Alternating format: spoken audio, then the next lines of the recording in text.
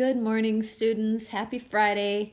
Glad to be with you. We're getting started on period 8. We're a few days behind, but I'm waiting to find out what the College Board says about our exams. Lots of buzz going around. We're supposed to find out something today on Friday, March 20th. So until we find out any more, and no matter what, we're going to keep pushing forward. So here we go, period 8. If you notice, this is 1945 to 1980. I'm going to make this a really short video today because I do want you to do some work on a packet that I've kind of put together. You know, this is going to look a little different for the next couple of weeks, and so we're just going to do what we can. We'll definitely keep looking at documents. We'll be hippoing documents.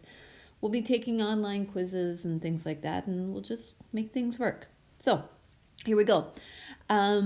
The United States responded to an uncertain and unstable post-war world by asserting and working to maintain a position of global leadership with far-reaching domestic and international consequences. What you have to understand is that FDR died. Boy, we're coming up on it. FDR died in April of 1945. FDR was really the glue that kind of kept Churchill and Stalin together. And after FDR died and Truman dropped the bombs, now Stalin did not feel like he had anybody he could work with. So the deployment of nuclear weapons ratcheted up tensions. At the Yalta Conference, Stalin promised some things. He didn't follow through with those promises. And so now communism is in the world. Churchill, we will talk about, has given his Iron Curtain speech. This isn't until 1946, but the Iron Curtain speech talks about how this Iron Curtain has kind of come down in Europe.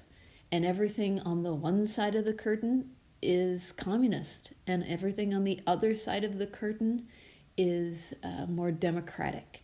So this Iron Curtain kind of falls across Europe, and it splits Germany really in half. If you know anything about the way Germany was divided up, especially Berlin, if you remember that from world history last year, it was not a great situation. So now post-war tensions dissolved the wartime alliance between Western democracies and the Soviet Union. The U.S. developed a foreign policy based on collective security, international aid, and economic institutions that bolstered non-communist nations. So collective security was just a plan for maintaining peace. They just wanted to stop any aggressors. And by 1945, the Big Five, we call the Big Five, the United States, the USSR, China, France, and Great Britain, they have met in San Francisco for the first time. And they're trying to kind of create a plan. The Truman Doctrine had been it kind of switched. It went from a anti-fascist kind of plan to a policy of containing communism. So take a look at that YouTube video that I've embedded there about the Marshall Plan. One thing I will say, the Marshall Plan was kind of like the Dawes Plan. And do you remember the Dawes Plan after World War I? It essentially said, okay, we're going to borrow money. Dawes, remember, was that businessman who said, okay, here's the idea. We're going to borrow money to Germany to pay off their debt to France and Britain, and then France and Britain are going to pay us back for the materials and aid that we gave them in World War I. Well, the Marshall Plan is kind of like that, but it's definitely more politically strategic. It was going to kind of shape how things were going to happen. The Rio Pact, just know that was in South America. It was providing defense in North and South America. NATO and CETO are really what I would like to talk about. NATO, North Atlantic Treaty Organization, it did differ from the UN, which wanted to prevent war. NATO wanted to stop communism. I mean, really, that was it. They wanted to stop communism. Now, the USSR responded with their own Warsaw Pact. The Warsaw Pact was had not nearly as much teeth, if you will, as NATO did.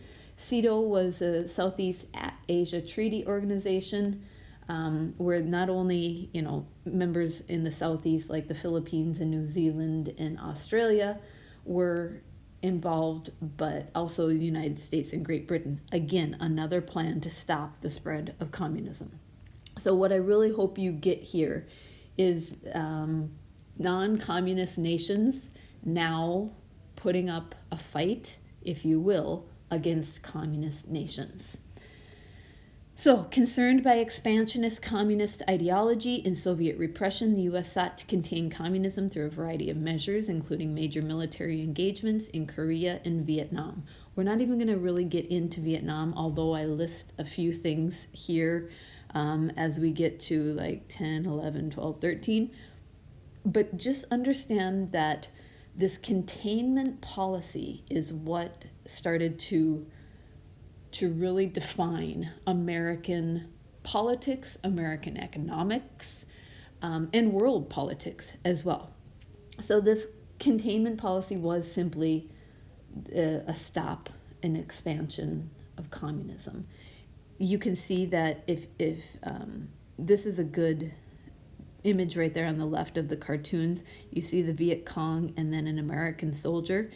It was called this domino theory. And they felt that if one country fell to communism, the next country, like neighboring country, literally like proximity, the next neighboring country would then fall. And the hope was that it would not happen, and they wanted to stop this theory that they would fall. This is especially true in Europe as well, when Churchill gives his Iron Curtain speech. They're very worried that countries such as Czechoslovakia then would expand into other areas and go beyond what we would consider the Iron Curtain. So European nations that bordered the USSR really definitely were concerned. The other point I'd like to talk about is George Kennan's long telegram. This was a very long message, that's why it's called the long telegram, that was sent to the State Department that basically the United States and the USSR, their relationship was not going to be peaceful. Like, don't even try, don't even bother. This is not going to be a working relationship. We need to move on and contain this. Know that this is going to be a very tense situation. We're not going to be friends. We are not going to be allies. Let's not waste our time looking back at World War I and World War II and our relationship with Russia. This is a whole new nation. The USSR now is communist. We're not going to get along peacefully. So that's really where I want to stop for today. What I'd like you to do, I have posted it's kind of a packet, if you will, a Word document that you can write on and then just send back to me. If you'd prefer to do it on paper, because it's bulky and hard to work with on your iPad, that's fine. Just send me like a screenshot or something of containment in the 1950s. It's a handout. You're going to look at a couple of primary source documents, answer some questions about it. I won't make that due until Monday at midnight.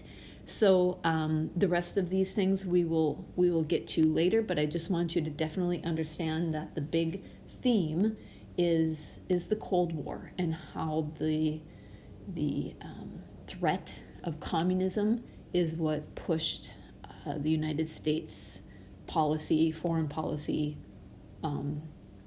economic policy, and such. So do that, work on that over the weekend. That'll be your homework, but it will not be due until Monday at midnight. I will see you back here on Monday, though, for a little bit more direction and a few more notes.